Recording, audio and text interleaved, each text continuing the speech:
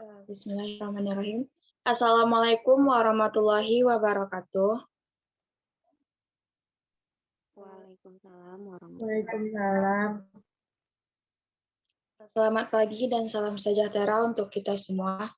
Pertama-tama marilah kita ucapkan puji beserta syukur kita atas kehadirat Allah Subhanahu wa taala yang mana beliau telah melimpahkan rahmat dan hidayahnya kepada kita bersama.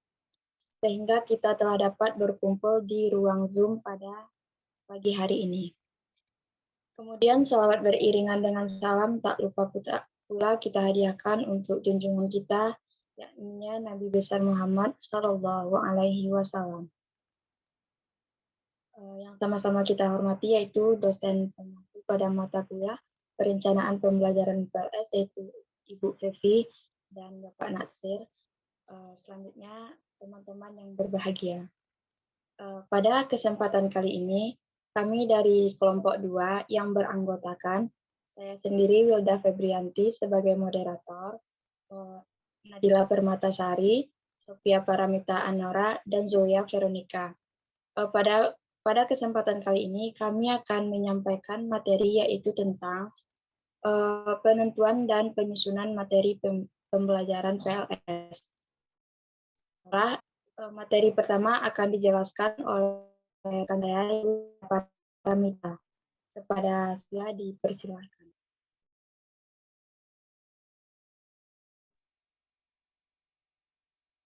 Baik, terima kasih moderator. Baik, materi pertama yaitu menentukan dan menyusun perencanaan pembelajaran PLS. Ada beberapa prosedur yang harus diikuti dalam penyusunan bahan ajar. Prosedur itu meliputi 1. Memahami standar isi dan standar kompetensi lulusan, silabus, program semester, dan rencana pelaksanaan pembelajaran. Maksudnya di sini, memahami standar isi berarti memahami standar kompetensi dan kompetensi dasar. Hal ini telah dilakukan guru ketika menyusun silabus atau program semester yang rencana pelaksanaan pembelajaran. Yang kedua, yaitu mengidentifikasi jenis materi pembelajaran berdasarkan pemahaman terhadap poin-poinnya. Maksudnya, mengidentifikasi jenis materi dilakukan agar penyusunan teknik pembelajaran mengenal tepat akan jenis-jenis materi yang akan disajikan. Yang ketiga, ada melakukan pemetaan materi. Setelah hasil identifikasi dari jenis materi tersebut, dilakukan pemetaan dengan mengorganisasikan sesuai dengan pendekatan yang dipilih. Yang keempat, yaitu ada menetapkan bentuk penyajian. Menetapkan bentuk penyajian di sini artinya setelah kita lakukan pemetaan, kita akan menetapkan bentuk penyajian yang seperti apa yang hendak tenaga pendidik menyajikan dalam bentuk RPS atau silabus. Selanjutnya, yang kelima ada menyusun struktur atau kerangka penyajian. Menyusun struktur atau kerangka penyajian di sini maksudnya membentuk apa materi yang hendak tenaga pendidik sampaikan dengan menyusun kerangkanya. Yang keenam ada membaca buku sumber. Tenaga pendidik mengambil materi dari beberapa buku sumber. Yang ketujuh ada merevisi atau menyunting bahan ajar. Yang kedelapan ada menguji cobakan bahan ajar. Yang kesembilan ada merevisi dan menulis akhir finansial. Finalisasi. Baiklah, selanjutnya.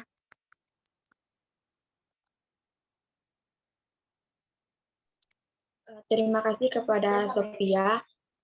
Materi selanjutnya yang akan dijelaskan oleh rekan saya yaitu Zulia Veronica. Kepada Zulia dipersilahkan. Baik, terima kasih moderator. Saya akan melanjutkan materi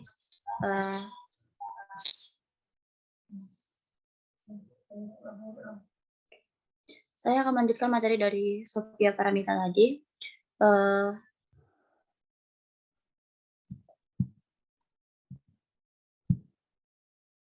Adapun langkah-langkah lain yang harus dilakukan oleh seorang pendidik dalam penyusun materi ajar adalah sebagai berikut.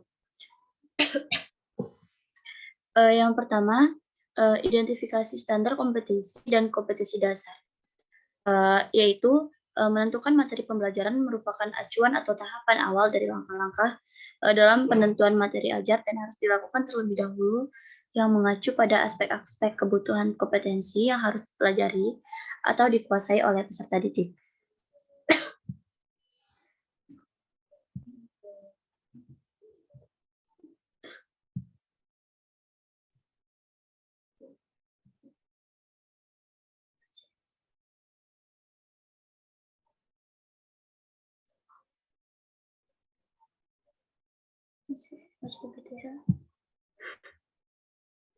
Selanjutnya yaitu identifikasi jenis-jenis materi pembelajaran. Di sini yaitu langkah kedua dalam langkah-langkah dalam penentuan materi ajar. Identifikasi jenis-jenis materi ajar dilakukan berkaitan dengan kesesuaian materi pembelajaran dengan tingkatan aktivitas atau ranah pembelajaran tersebut. Adapun materi yang digunakan untuk ranah kognitif adalah materi pembelajaran yang menekankan aspek perilaku intelektual seperti pengetahuan, pengertian, dan keterampilan dalam berpikir. Sekian materi yang dapat saya sampaikan. Saya kembalikan kepada moderator. Terima kasih. Materi selanjutnya akan dijelaskan oleh rekan saya Nadila Mata. Adalah dipersilahkan. Terima kasih moderator. Saya akan melanjutkan materi selanjutnya. Yang C, menentukan jenis materi yang sesuai dengan standar kompetensi dan kompetensi dasar. Adapun cara yang sangat praktis yang dapat kita gunakan sebagai acuan dalam menentukan jenis materi pembelajaran, yaitu dengan cara membuat pertanyaan-pertanyaan yang berkaitan dengan kompetensi dasar yang ditentukan dalam kerangka kurikulum. Maka, dengan mengacu pada pertanyaan-pertanyaan yang berkaitan kompetensi dasar tersebut, pendidik dapat menyimpulkan sendiri jenis materi yang akan digunakan dalam proses pembelajaran di dalam kelas.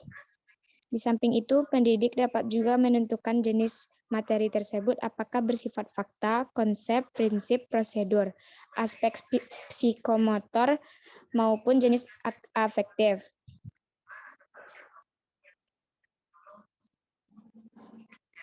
Yang D, memilih sumber bahan ajar. Jika seorang pendidik telah merancang sebuah materi pembelajaran, maka ada pun tahapan berikutnya adalah menentukan sumber ajar yang akan digunakan sebagai penunjang dalam melakukan proses kegiatan belajar mengajar di dalam kelas. Secara umum, pendidikan dapat menentukan sumber materi ajar dengan menggunakan berbagai referensi yang ada selama sesuai dengan konsep materi ajar yang telah dijabarkan. Adapun sumber belajar yang umum digunakan oleh pendidik adalah buku pelajaran, majalah, jurnal, koran, internet, media audiovisual, dan sebagainya. Namun tidak tertutup kemungkinan jika ada sebagian dari pendidik membuat sendiri materi ajar tersebut, akan tetapi itu masih jarang dilakukan, mengingat terbatasnya waktu dan ditambah lagi karena dikebut oleh jam tayang, alias jam mengajar yang terlalu banyak, di mana seorang pendidik harus mengajar paling kurang sebanyak 24 jam seminggu. Hanya itu materi yang dapat saya sampaikan, saya kembalikan kepada moderator.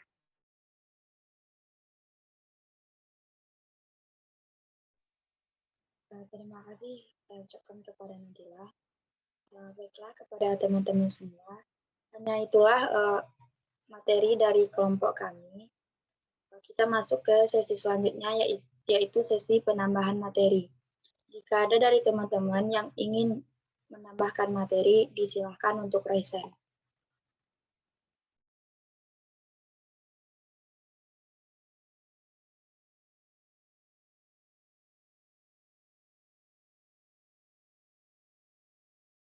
Izin nambahkan materi, Bel. Ya, silakan kepada Wian. Assalamualaikum warahmatullahi wabarakatuh. Saya Wulan Auli Hidayani dengan NIM 2100586 akan menambahkan materi dari penyaji, yaitu yang saya akan tambahkan ada beberapa prosedur yang harus diikuti dalam penyusunan bahan ajar. Yang pertama yaitu memahami standar isi, berarti memahami standar kompetensi dan kompetensi dasar. Hal ini telah dilakukan guru ketika menyusun silabus, program semester, dan rencana pelaksanaan. Memahami standar kompetensi juga telah dilakukan ketika menyusun silabus. Walaupun demikian, kita menyusun bahan ajar dan dilakukan dokumen-dokumen tersebut perlu dihadirkan dan dibacakan kembali. Yang kedua yaitu mengidentifikasi jenis materi pembelajaran berdasarkan pemahaman. Yang ketiga yaitu melakukan pemetaan materi. Yang keempat, menetapkan bentuk penyajian. Yang kelima yaitu menyusun struktur kerangka penyaji. Yang keenam, membaca buku sumber. Yang ketujuh, merevisi, menyunting atau bahan ajar. Yang kedelapan yaitu menguji coba bahan ajar. Yang kesembilan, merevisi dan menulis akhir atau finalisasi. Saya kembalikan kepada moderator. Terima kasih kepada Wulan yang telah menambahkan materi. Selanjutnya, apakah dari teman-teman masih ada yang ingin menambahkan materi? Jika ada, silakan. Izin menambahkan materi, moderator. Ya, silakan kepada Shelin. Terima kasih kepada moderator atas waktunya. Saya akan menambahkan materi. Nama saya Yulia Selinda dengan NIM 210050087. Terkait materi kita menentukan materi pembelajaran, di sini saya akan menambahkan bahwa materi atau bahan pembelajaran itu harus valid pencapaiannya.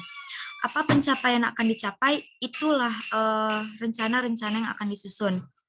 Kemudian bahan ajar itu wajib bermanfaat, yang artinya itu disesuaikan dengan kebutuhan yang nyata. Apa yang ada kebutuhan di masyarakat, itu bahan ajar yang digunakan dalam suatu pembelajaran. Kemudian selain bahan ajar itu bermanfaat, pastinya bahan pengajaran itu harus menarik. Kemudian yang kelima, materi pembelajaran itu terorganisasi secara sistematik dan berkesinambungan, yang mana dia saling berkaitan dengan kebutuhan peserta didiknya. Kemudian yang keenam, materi pembelajaran itu hendaknya mencangkup hal-hal yang bersifat faktual. Jadi dalam artian faktual, ada sumber-sumber yang mengatakan bahwa ilmu itu dikatakan dari sumber itu. Nah, jadi itulah penentuan atau pemilihan materi pembelajaran yang sangat tepat dan sangat penting. Jadi tanpa pembelajaran yang tepat, materi pembelajaran itu tidak akan tujuannya terencana dengan baik. Terima kasih, saya kembalikan kepada moderator.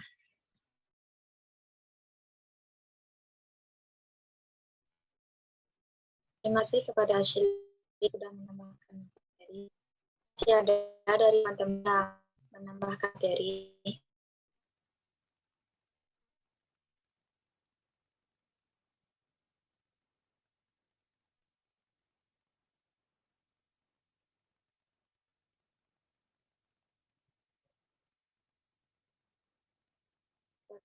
Sekali lagi, apakah dari teman-teman masih ada yang ingin menambahkan materi?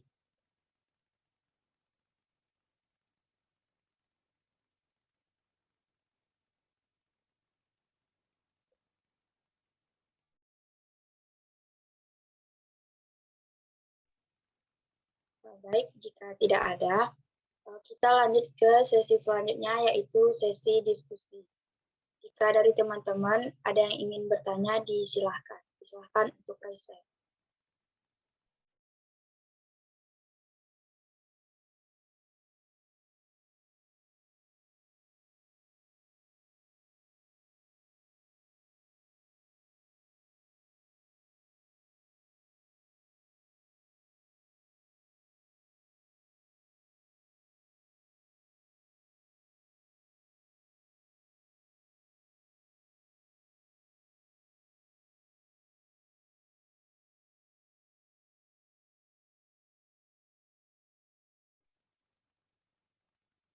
Kepada teman-teman yang ingin bertanya, disilahkan untuk raise hand.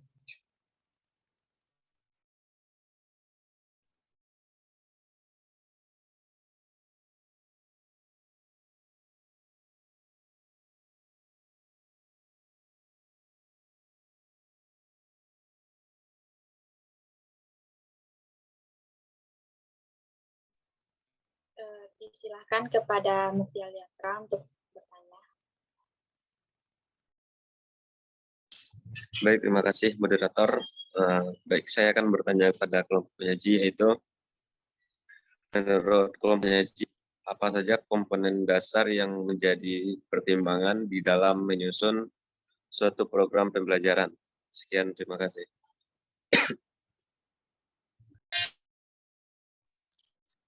Kepada Andra, boleh nggak jawab pertanyaannya diketik di Zoom?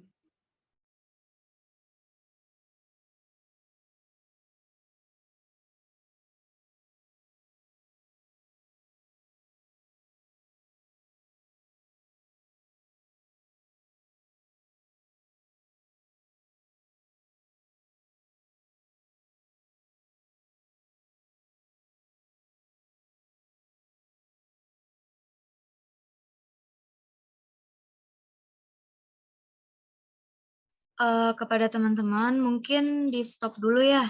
Nanti disambung, soalnya Zoom-nya mau mati. Tunggu loh.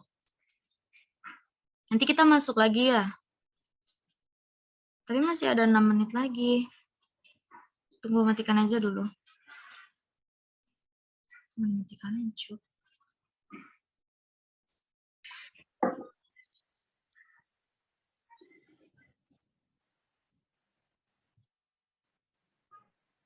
Baiklah, kita lanjut sesi diskusi kita.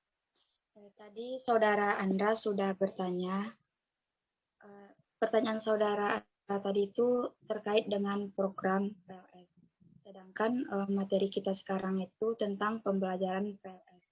Jadi bagaimana Saudara Andra apakah mengganti pertanyaannya atau gimana? Ya, baik, moderator. Tadi ada sedikit kesalahan dalam pengetikan. Untuk program itu, saya dalam maksud itu, program itu diganti pembelajaran menjadi pembelajaran.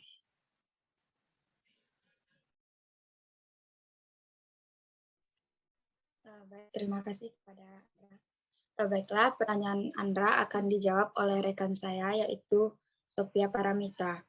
Kepada Sophie, dipersilahkan.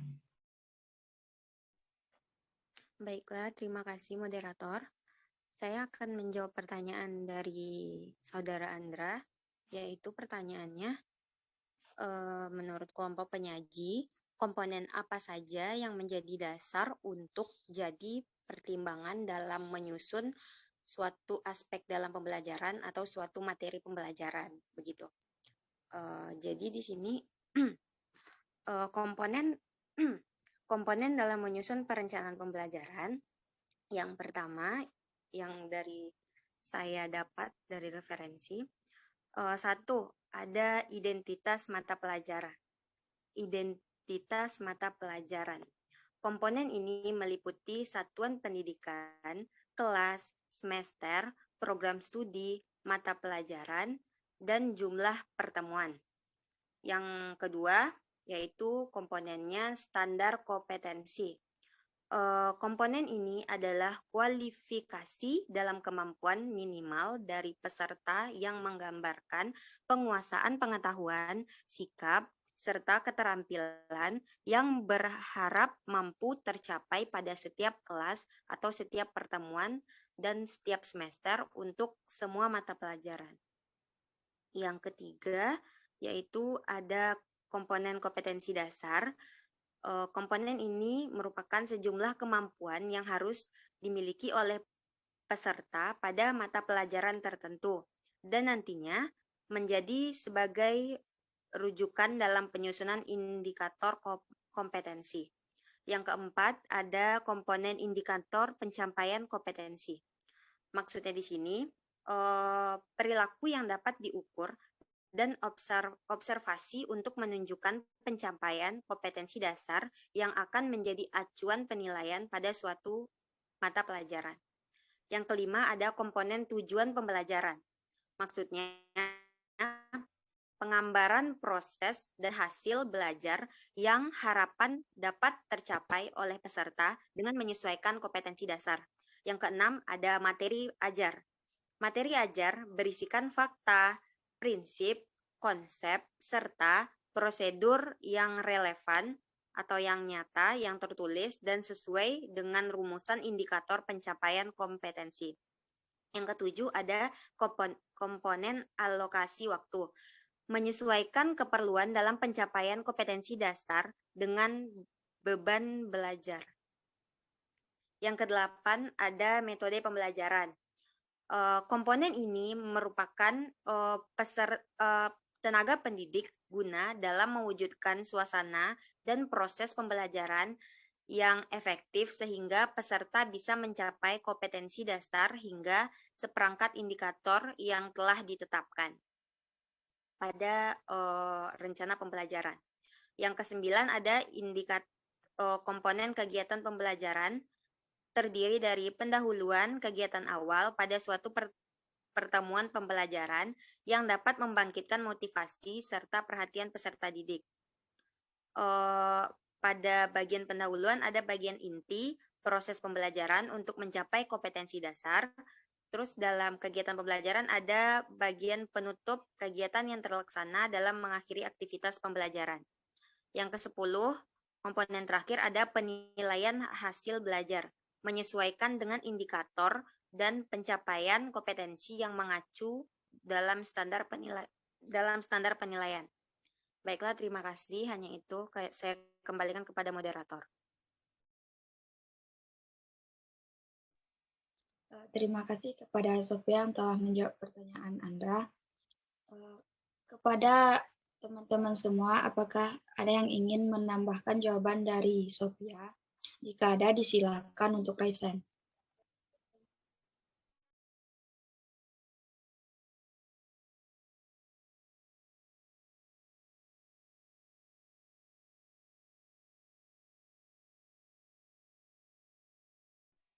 Baik, disilakan kepada Karina. Baik, terima kasih kepada moderator yang telah memberikan kesempatan kepada saya untuk menambahkan jawaban. Baik, perkenalkan nama saya Karina Nurlini Purba dengan NIM 210050005. Jadi saya akan menambahkan jawaban yang diberikan oleh kelompok penyaji mengenai komponen apa saja yang menjadi dasar untuk jadi pertimbangan dalam menyusun aspek di dalam pembelajaran. Yang saya temukan di sini ada 3 komponen di dalam menyusun suatu aspek di dalam pembelajaran. Yang pertama itu adalah strategi pembelajaran. Strategi merupakan suatu keputusan yang bertindak dari pendidik dengan menggunakan kecakapan dan sumber daya pendidikan yang tersedia untuk mencapai tujuan melalui hubungan yang efektif antara lingkungan dan kondisi yang paling menguntungkan. Strategi pembelajaran itu dibagi atas 4, yaitu tujuan yang ingin dicapai. Tujuan merupakan faktor utama yang perlu diperhatikan dalam memilih strategi pembelajaran. Jika pembelajaran yang ingin dicapai adalah aspek kognitif, maka pola pembelajarannya dilakukan dalam bentuk prestasi. Jika yang ingin dicapai aspek afektif, maka lebih tepat menggunakan pola kegiatan pembelajaran interaktif karena memerlukan penghayatan terhadap aspek tertentu. Yang kedua adalah karakteristik peserta didik. Setiap guru harus memahami dan mengakui adanya karakteristik dari peserta didiknya, sehingga pendidik dapat mengidentifikasi strategi dan pembelajaran yang cocok dalam rangka mencapai tujuan dalam pembelajaran. Yang ketiga itu adalah sumber dan fasilitas untuk melaksanakan strategi tertentu. Dalam melaksanakan strategi pembelajaran, guru perlu memperhatikan sumber atau fasilitas yang tersedia yang menyangkut peralatan, media, dan ruangan. Dan yang keempat adalah karakteristik terhadap teknik penyajian tertentu. Pemilihan strategi pembelajaran ditentukan juga oleh kemampuan guru dalam menggunakan metode pembelajaran, serta sifat dan karakteristik dari masing-masing metode. Terus aspek kedua dalam menyusun pembelajaran yaitu adalah metode pembelajaran.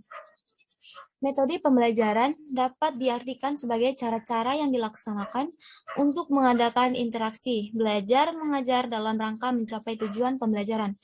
Metode pembelajaran merupakan bagian penting dalam strategi pembelajaran mengajar. Metode pembelajaran yang dipilih berdasar pada strategi pembelajaran yang ditetapkan sebelumnya. Dan aspek ketiga dalam menyusun pembelajaran adalah teknik pembelajaran. Teknik pembelajaran dapat diartikan sebagai cara yang dipilih pendidik dalam mengimplementasikan suatu metode secara spesifik.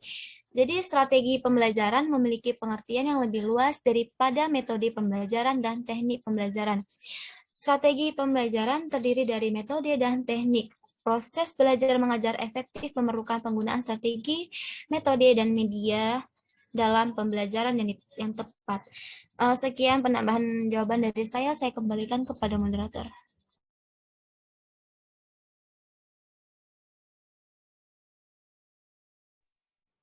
Terima kasih kepada yang telah menambahkan jawabannya. Ada teman masih ada yang ingin menambahkan jawabannya? Jika ada, disilahkan untuk raise hand.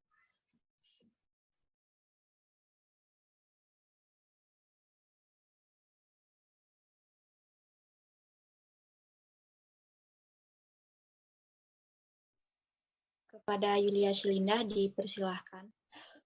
Terima kasih kepada penyaji, moderator. Jadi, nama saya Yulia Shilinda ingin menyederhanakan dari jawaban penyaji dan Saudari Karin. Nah, sebenarnya sederhana ya Saudara Andra untuk komponen yang berkait dengan proses pembelajaran. Jadi komponennya itu ya cuma guru, peserta didik, tujuan pembelajarannya, metode materinya apa, alat pembelajaran atau medianya apa, terus evaluasi. Itu sederhananya gitu. Nah, di sini komponen yang paling penting, guru itu cara penyampaian pembelajarannya gimana? Jika berhasil guru, maka berhasil pembelajaran itu. Nah, otomatis tujuannya juga 99% juga berhasil. Kemudian peserta didik. Di dalam komponen itu sederhananya ada peserta didik atau siswa atau yang dididik. Nah, kalau yang dididik itu aktif, kemudian mereka menerima dengan baik, maka sesuatu yang disampaikan akan juga bermanfaat bagi mereka dan dapat diterapkan dalam kehidupan sehari-hari juga nantinya. Kemudian mempunyai tujuan yang jelas, itu udah pasti. Kemudian metode materi itu tersampaikan dengan baik, media yang digunakan itu pas dengan pembelajaran yang dilakukan. Kemudian evaluasi, itu penyederhanaan atas kesimpulan dari penyaji dan Karina yang bisa saya tanggapi. Terima kasih, saya kembalikan kepada moderator.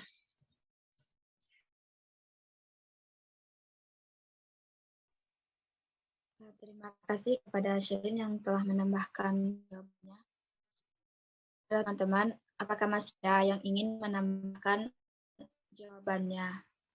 Jika silakan raise hand.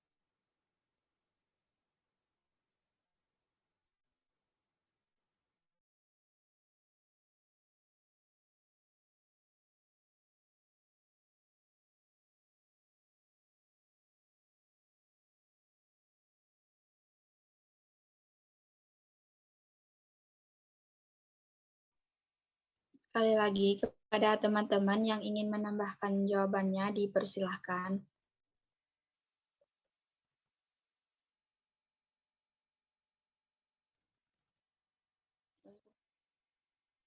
Jika tidak ada, saya kembalikan kepada penanya, yaitu Andra.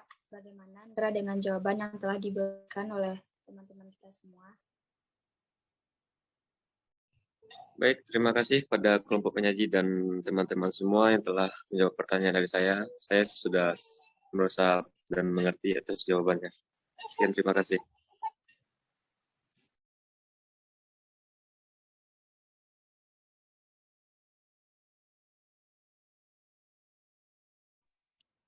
Baik, terima kasih kepada Andra.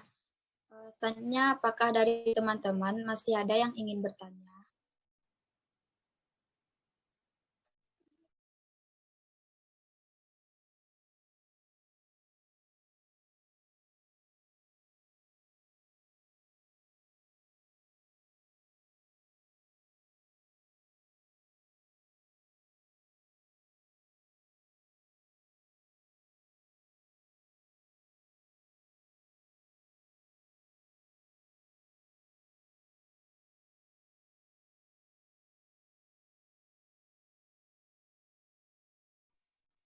Sekali lagi kepada teman-teman ingin bersilakan.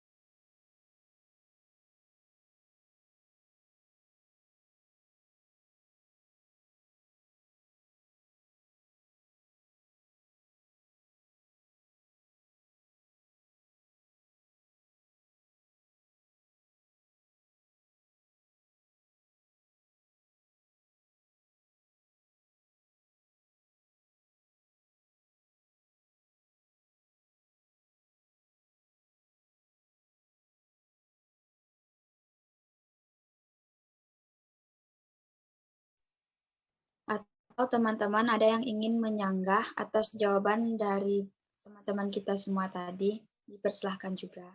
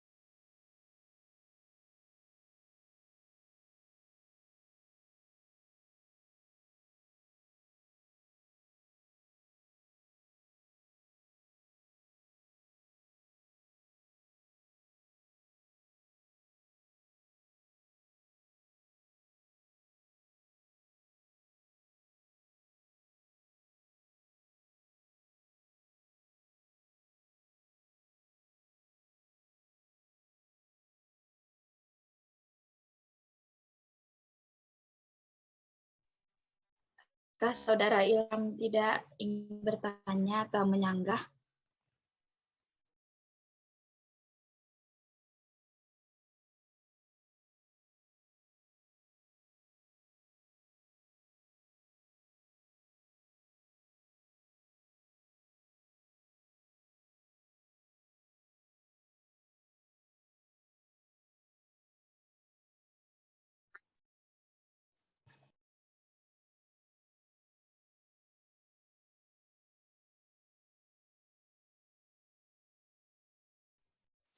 Izin bertanya, moderator. Baik, disilakan kepada Karin. Baiklah, perkenalkan nama saya Karna Anggreni Purba, ingin bertanya kepada kelompok penyaji. Bagaimanakah cara pendidik menyusun materi pembelajaran sehingga membentuk karakter yang unggul, terutama di dalam pendidikan non-formal? Sekali lagi, bagaimanakah cara pendidik menyusun materi pembelajaran sehingga membentuk karakter yang unggul, terutama di dalam pendidikan non-formal? Sekian pertanyaan dari saya kembalikan kepada moderator. Terima kasih kepada Karin. Boleh nggak jawab pertanyaannya diketik di ruang Zoom, di chat Zoom Karin?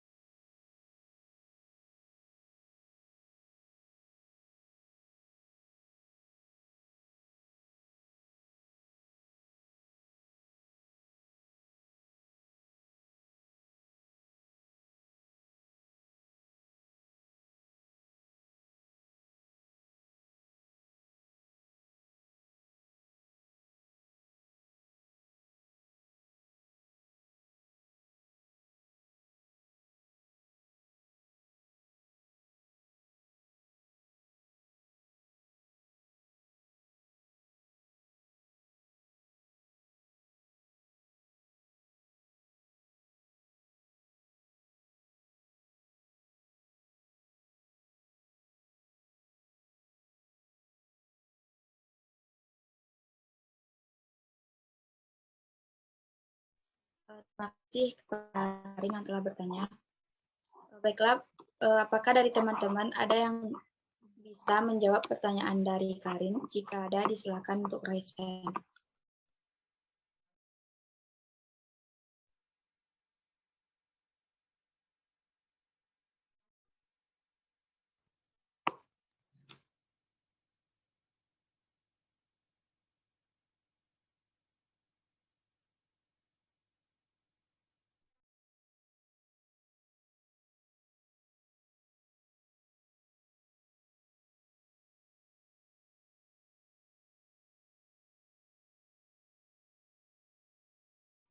Baik, kepada Yulia Shelinda dipersilahkan. Terima kasih kepada moderator yang telah memberikan waktunya. Terkait pertanyaan Saudari Karina Anggraini, bagaimana cara pendidik agar peserta didik atau siswa itu mempunyai karakter? Begitu kesimpulannya kan, Karin? Iya, Shelin. Nah, kalau misalnya jawaban sederhana tuh, seorang pendidik harus memberikan teladan kepada peserta didiknya.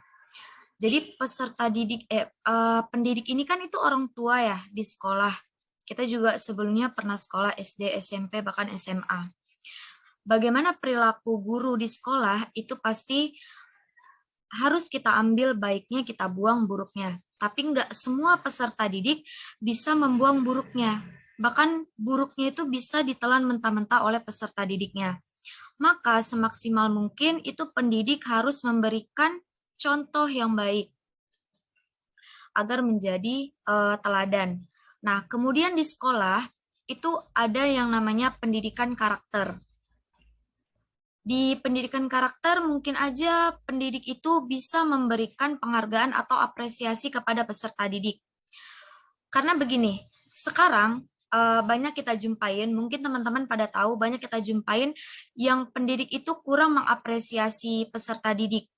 Jadi kalau kurang apresiasi kepada siswa atau peserta didik udah nggak punya semangat lagi gitu. Misalnya dia nih udah kuat ngerjain tugas, udah mau menjawab pertanyaan, kemudian dia mau berpartisipasi dalam kelas, tetapi pendidik tidak mau mengapresiasi. Contohnya, wah bagus sekali, tingkatin lagi ya. Wah ayo beri A+ kepada temennya yang bisa menjawab pertanyaan ibu, bisa menjawab pertanyaan bapak. Itu sebuah apresiasi kecil loh, yang buat mereka itu besar gitu. Mungkin kecil bagi kita, tapi besar dampaknya bagi peserta didik. Itu sekarang pendidik kurang mengapresiasi. Kemudian menyisipkan pesan moral dalam setiap pembelajaran atau setiap pembelajaran berlangsung. Misalnya pembelajaran sudah berlangsung, nah kita dapat ambil kesimpulan nih, kalau misalnya teman-teman merokok, maka jantungnya begini, maka paru-parunya begini gitu, cepat mati gitu. Enggak ya?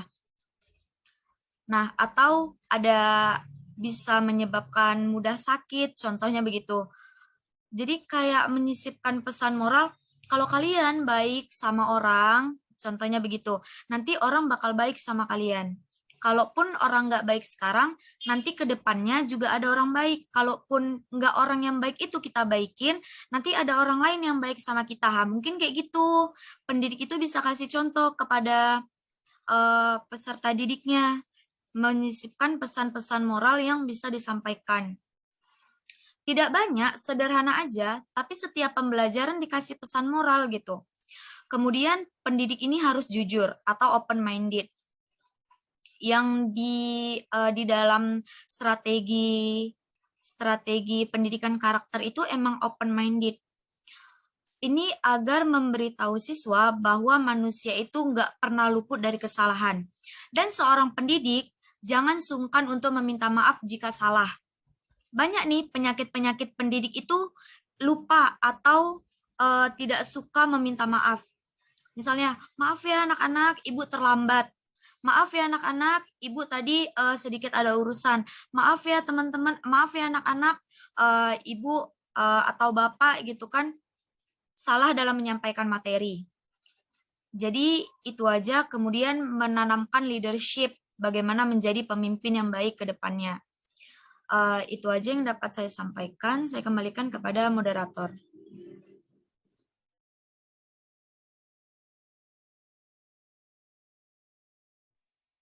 Terima kasih kepada Shelin yang telah memberikan jawabannya. Apakah dari teman-teman ada yang ingin menambahkan jawabannya atau menyanggah dari jawaban yang telah diberikan?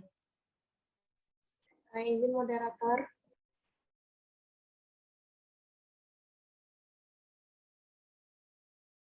Jadi silakan kepada Amel.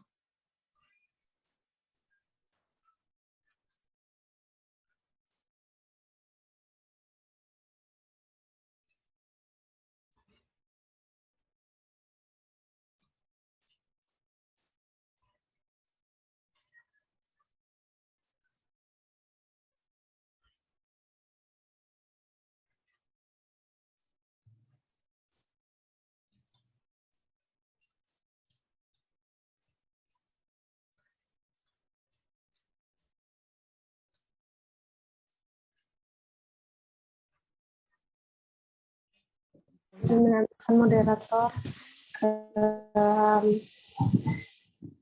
Saya setuju dengan yang disampaikan oleh Shelin. Terus juga untuk pertanyaan dari Karin tadi itu bagaimana cara pendidik menyusun materi pembelajaran sehingga membentuk karakter yang unggul, terutama dalam pendidikan formal. Nah kita nih kita sebagai calon ini ya, kita lebih baiknya itu diadakan tuh satu mata pelajaran khusus untuk pembentukan karakter. Kemudian dalam proses pembelajaran itu di segala mata pelajaran, apapun itu mata pelajarannya, pendidik harus mampu menjadi contoh panutan seperti yang dibilang Shelin juga tadi. Terus juga ini tinggal 7 menit lagi ya. Terus juga untuk kemudian dalam proses pembelajaran itu tuh sebagai pendidik harus mampu menerapkan di dalam setiap kegiatannya.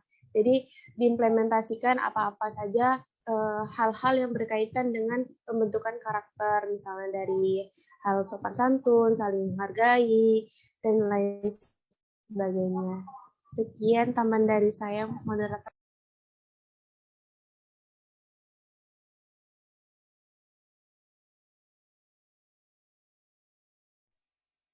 Terima kasih kepada Amel yang telah menambahkan jawabannya.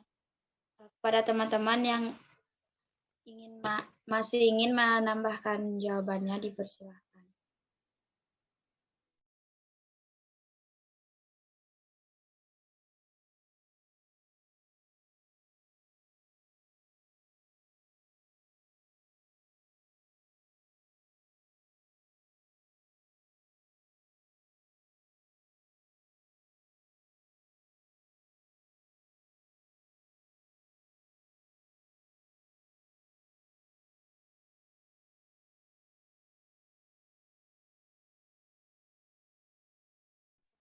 Apakah dari teman-teman masih ada yang ingin menambahkan jawabannya? Izin menambahkan jawaban moderator. Silakan kepada Saudara Andra untuk menambahkan jawabannya. Baik, saya akan menambah jawaban dari Shelin tadi, yaitu menceritakan pengalaman inspiratif. Seorang guru harus bisa menceritakan pengalaman diri sendirinya atau dari tokoh-tokoh yang sangat mempengaruhi di dalam pendidikan. Nah, dengan tujuan menginspirasi ini adalah bagaimana siswa itu bisa menjadikan inspirasi atau pengalaman tersebut menjadi suatu hal yang baik bagi dirinya sendiri. Sekian tambahan dari saya. Terima kasih. Terima kasih kepada Andra. Baik, apakah masih dari teman-teman masih ada yang ingin menambahkan materi? Jika tidak ada, saya kembalikan kepada penanya. Bagaimana Karin dari jawaban yang diberikan oleh teman-teman? Apakah Karin sudah paham dan mengerti? Baiklah, terima kasih kepada Shelinda dan Amelina yang telah menjawab pertanyaan saya tentang bagaimana cara membentuk materi pelajaran sehingga membentuk karakter yang unggul bagi peserta didik di suatu pendidikan non formal. Jawabannya dapat saya terima dan dapat dipahami. Sekian dari saya kembalikan kepada moderator.